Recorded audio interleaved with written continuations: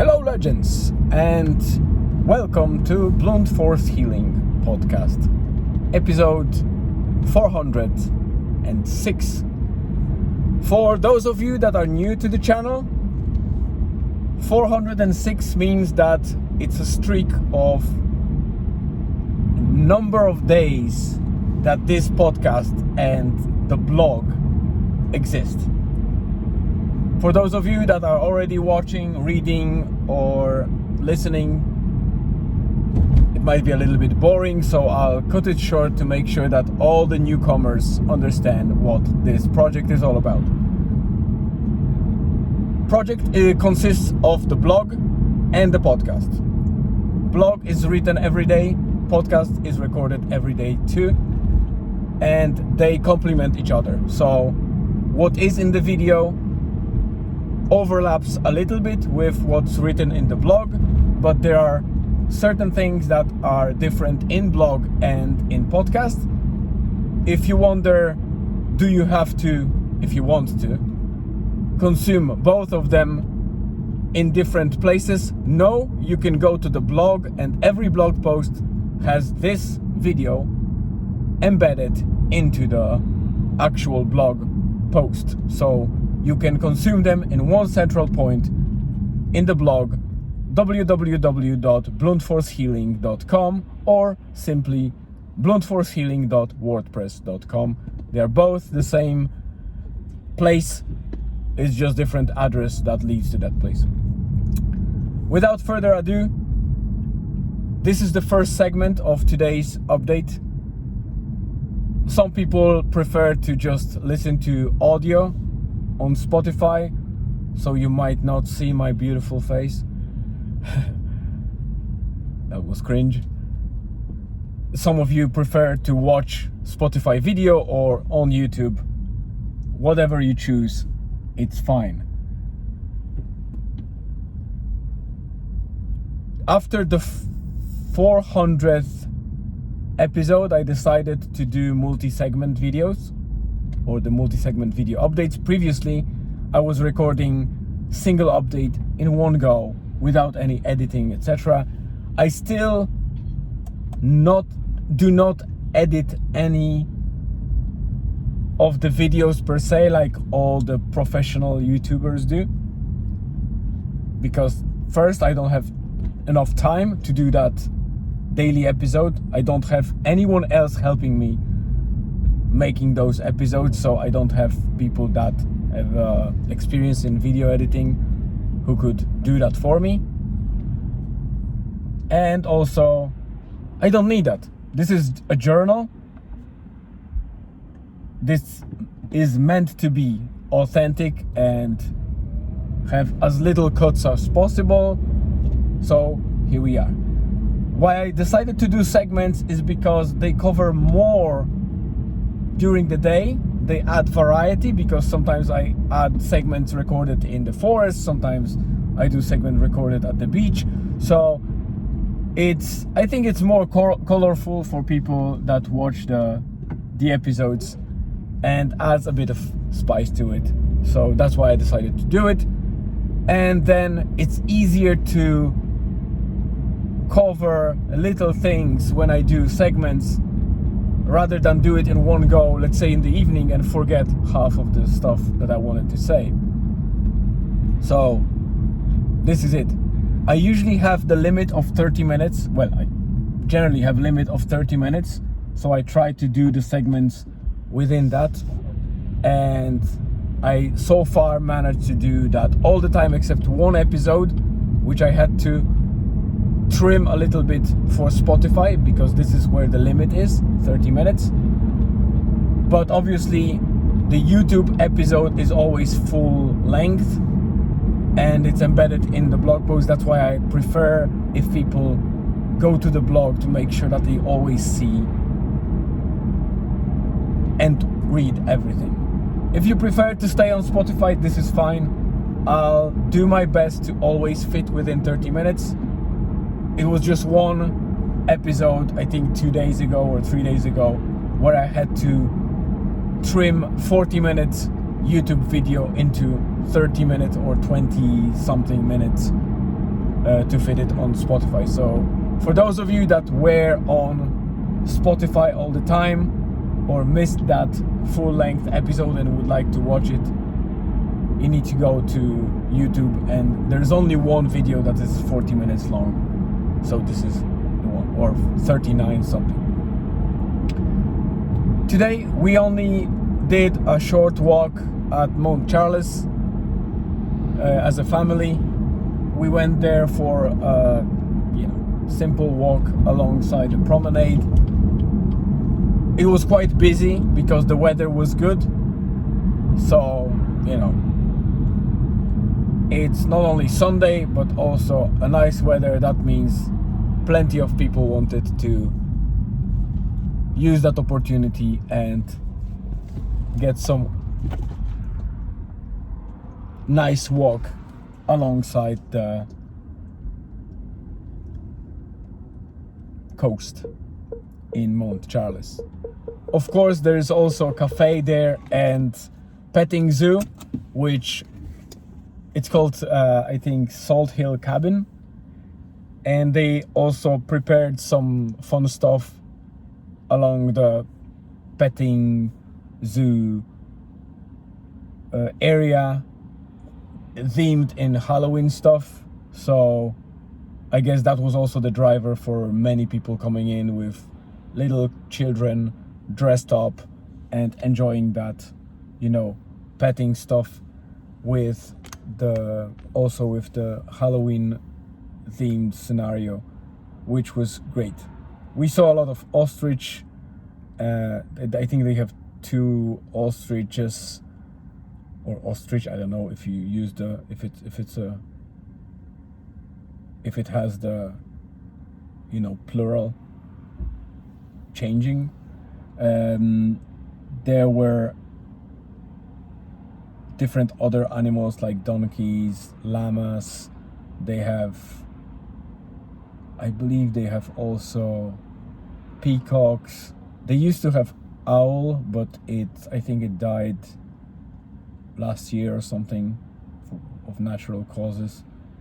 They also have turkeys and other kind of farm animals that you might find on the fields in Ireland or elsewhere, but here you can actually touch most of them and play around within reason. So it's a great way to enjoy stuff. We will probably visit it with Julian at some stage when it's like a normal day and not many people around, to fully enjoy that time with animals, because animals are a great way for general kind of mental calmness and relaxation. They have something in them that helps relax more.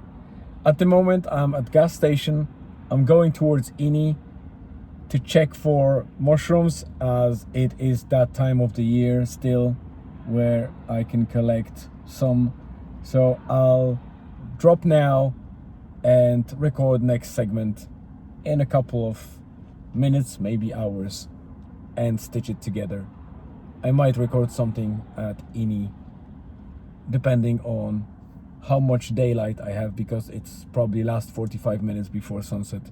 There was a time change, so we added 1 hour to our sleep overnight, obviously, but unfortunately that means that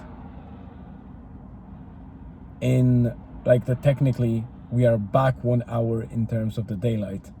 So yesterday sunset was at around 6 p.m. Today it's 5 p.m. It's still the same sunset, but just for the reason that humans decided to support agriculture and introduce that time change, I think it's a summertime change. That's the only human type of concept. It doesn't exist in nature. So nature still sets the sun at the same time. It just looks and feels weirder for us because we introduce it for ourselves. All right, it's 10 minutes for this segment. I still have about 20 minutes left for other segments. Stay tuned and I'll be back shortly. Quick next segment. I just arrived at Ini. It's raining, as expected, to be honest. It just got darker, so it's like in those movies or games.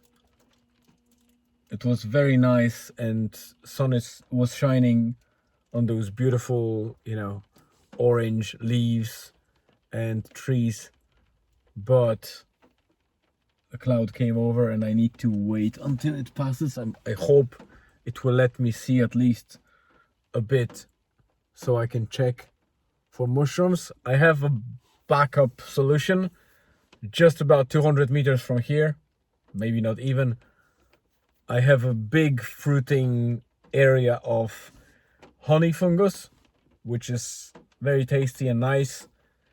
I just collect it whenever I want fresh fungi or mushrooms for supper or breakfast next day, because they need to be eaten straight away. You can't dry them or, marinate them or kind of, do them like, I don't know how you call it in English.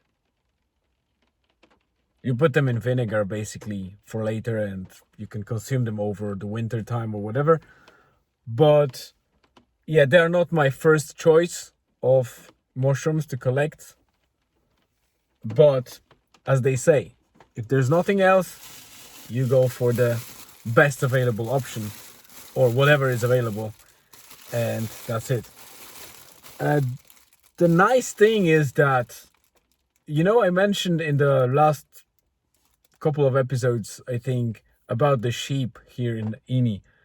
Every time I was coming here in the past, they were very much afraid of me or startled by even a slight thing. When I was opening and closing the door, they would just push away, and there wouldn't be any of them within the proximity, I would say, of 5-10 meters. They would be far away and just the single ones.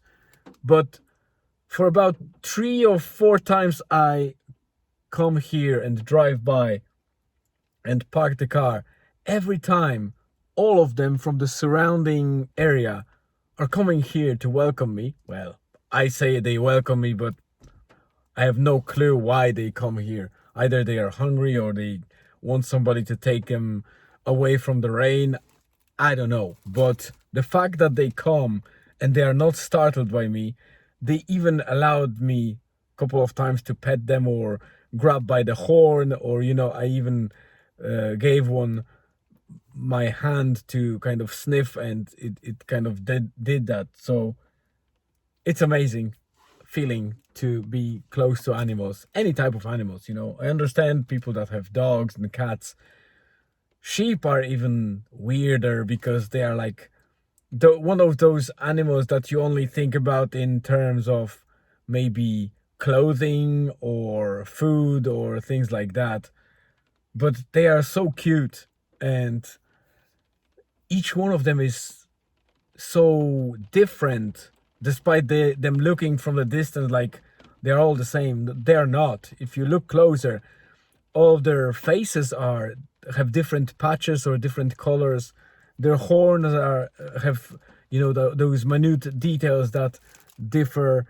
Even their color of the fur is different. So it's just amazing to experience. And they are still around. They slowly start dispersing because they realize that I'm not taking them anywhere or not giving them food. So it's just a nice feeling. It's getting really dark, so I'm afraid I might not be able to collect much, and this cloud doesn't seem like it's small. So anyway, that's a short segment, below 5 minutes. I have backup option in terms of mushrooms, and I also have backup option to just sit here and relax with my scone and coffee, which I need to quit really, especially in evening hours, because it's not good for sleep. But I allowed myself because sleep today was 1 hour longer, so I really appreciate those changes. I would like more of those, to be honest. But yeah, definitely that was the best night's sleep I had. in weeks or months. I'll be back in a couple of seconds again. And welcome back. Yes, I look like a miner, but I'm not mining anything except for mushrooms. As you can hear, it's still raining. Let me show you the magic light. Yes, this is my tool to support me in just in case I need to have, you know, more light on the way back or assess some mushrooms. There is plenty of them here in terms of the one that I mentioned to you, which is Armillaria Ostoyae. It's a very interesting fungus because you can see it's everywhere, especially here, which is quite unusual. I haven't seen it ever in, you know, that amount. There's amazing fruiting of them in the area, so that means there is a lot of rotting wood underneath me, and also it's not a good news for trees in the area, because this fungus is causing rotting of wood, and it's quite parasitic, so, and it's very prevalent. It spreads very quickly. In fact, I'm not sure if I mentioned it, but the biggest living organism on Earth until recently was thought to be one of the blue whales that was of amazing size.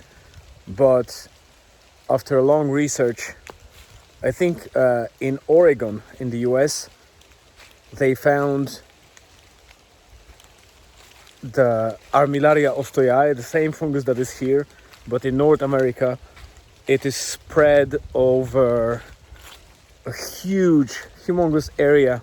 They call it even humongous fungus, because the mycelium underground, which is the network of those little threads that cause the fruiting of the bodies over the ground, is estimated to be around 24,000 tons, and it's spread over, I don't remember the number, but it's just unbelievable area, and it's now classified as the biggest living organism on our planet. So I can show you just how prevalent this fungus is. It's like, it's here, you can see it's here, and then you can see it. This is Armillaria Ostoyae. It's amazing fruiting time for them. You can see how many of them is here. All of those orange or kind of brownish dots is exactly Armillaria Ostoyae. I haven't seen so many of them last time, so it's just astounding. And it's not the only thing. You can see probably also here, all of that is Armillaria Ostoyae. So there must be, you know, over this area there must be so much of that mycelium spread across that they grow literally everywhere.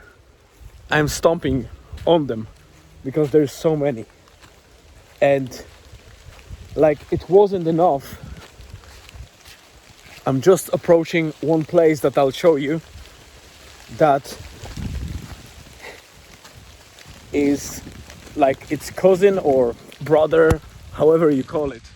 It's another from honey fungus. It's Armillaria melea. You can see it there. All of that is Armillaria melea. Let me try and get close to show you how much of it is here. It's quite boggy. Have a look. This is Melea. It's brighter. It's slightly different fungus, but they are the same genera. So you can see this is Melea. It's already rotting here because it's already quite a while here, but it's just amazing fruiting time for those. And just there on that stump you can see Ostoyae again. It's just, it blew my head off. Anyway, it's a bit boring for most of you, but just decided to inject it in. It's dark, it's raining, so I probably just take a couple of nice specimens of those Armillaria honey fungus and get back home. So let me just finish this segment and I'll probably add one more on the way back home. Welcome back, and this is the closing segment of today's video update. So, two important things outside of the updates that I provided.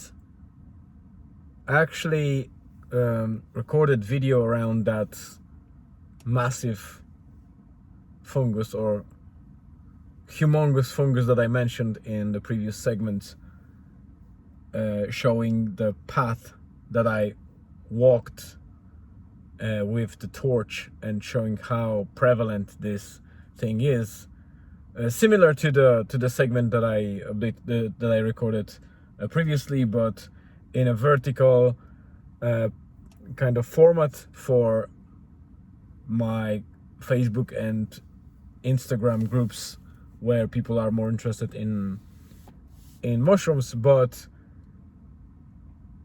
second thing is more fascinating. As I was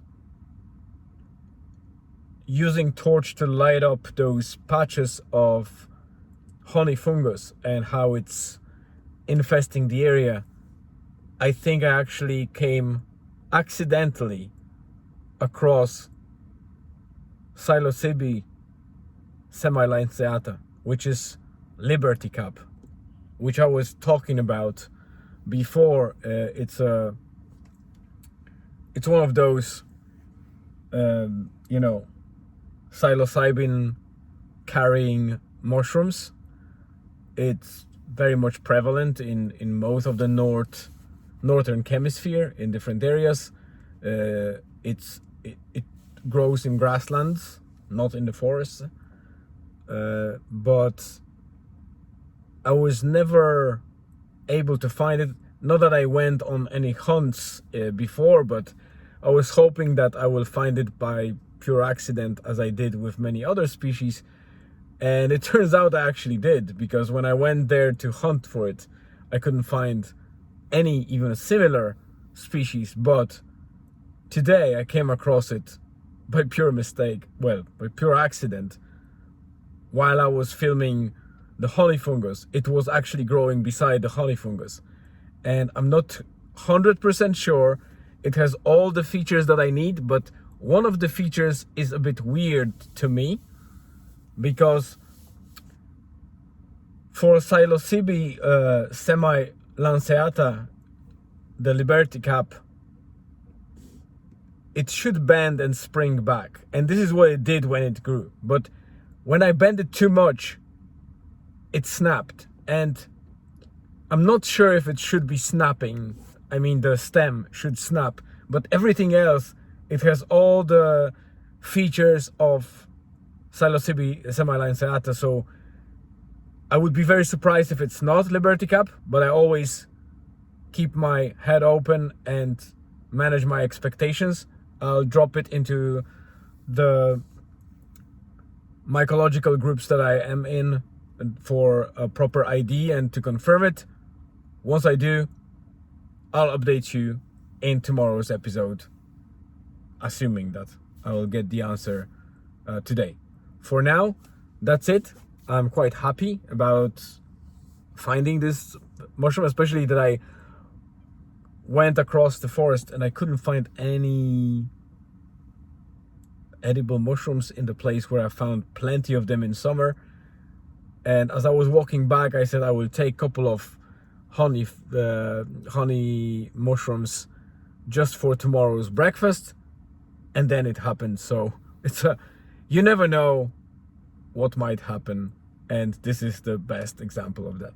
So that's it for today. Thank you very much for tuning in. I hope you have a great rest of the day, afternoon or evening, wherever you are in the world. Thanks. I hope you have a nice one too. That was Siri. I don't know why did actually got triggered, but whatever. That's a nice blooper, I guess, or Easter egg in the episode. Once again, I appreciate your time. Stay tuned and see you tomorrow.